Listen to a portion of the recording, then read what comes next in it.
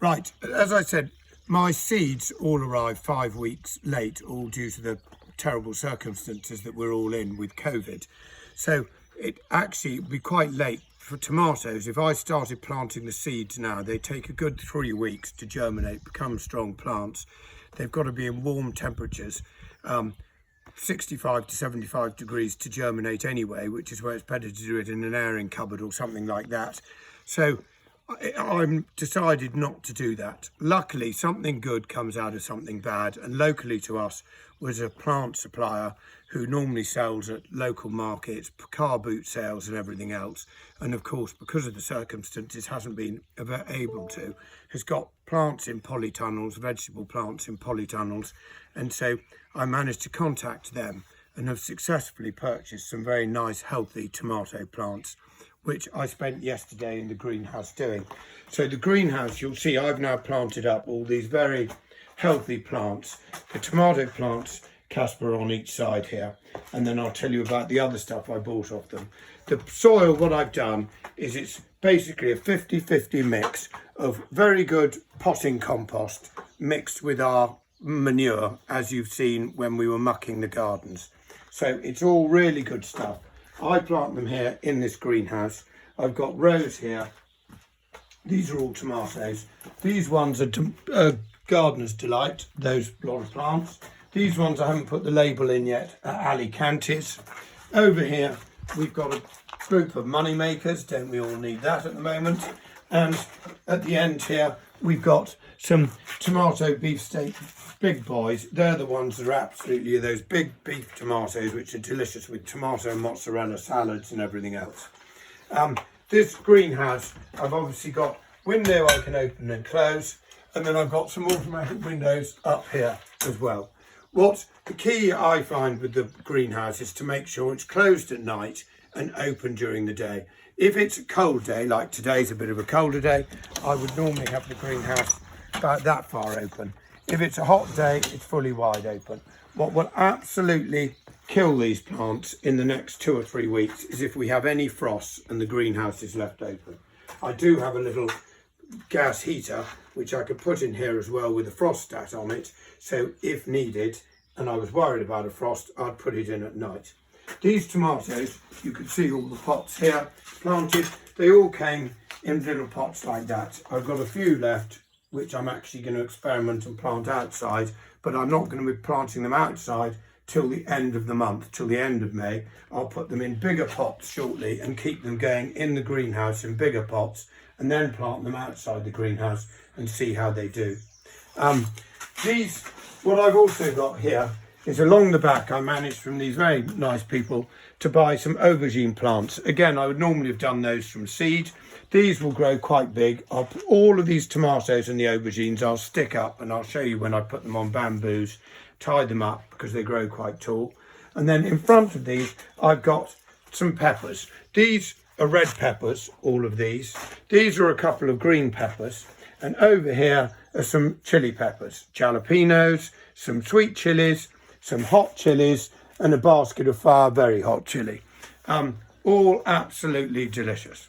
What I've kept, just to show you, be careful with the plants, Casper, is I've kept my neighbours who we do a food hub with delivery, very kindly gave me some plum tomatoes, which are pot 3 because they knew that I was short of seeds. So I've left a space just to show you what you do. And obviously on these ones, I was digging just to show you those ones that came like that. If you're getting tomato plants, I would have dug a hole that big, put it in, out of the pot of course, and firmed it in. These ones here, a bit more delicate, because there's 3 in a pot. And so I'm going to carefully split them without disturbing the root balls too much. 1, and I don't even need a trowel because this soil is so perfect. 2,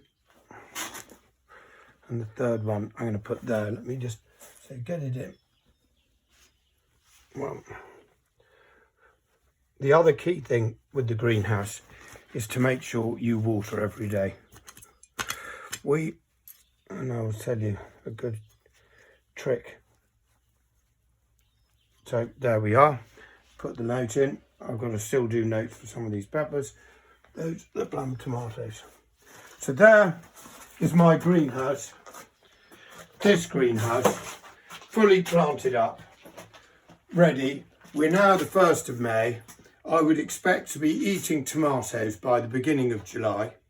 I would expect to be eating peppers about the same time as well. Chilies maybe slightly later. The last few years, because I then put the heater in here, we've been eating our tomatoes right through until the end of November, December. So, you know, that's why I planted so many plants. All our family love tomatoes and they last for months.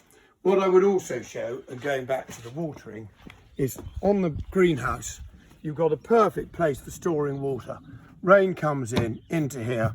I've plumbed it into these.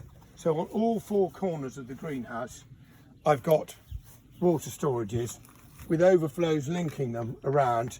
And at the back, I've got an old oil tank, which I cleaned out, which also stores 3,000 litres of water.